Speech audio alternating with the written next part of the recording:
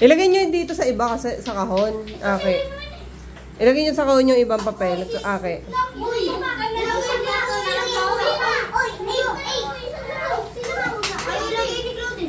Ikaw ka din. Lagay mo din. Pares kayo. Dito. Ito yung box na to. Ito yung box niya. Ah, dito, JC. Ate Angel, oh. Hindi naman nila pinapaiyak. Tara dito, Bebe Joyce.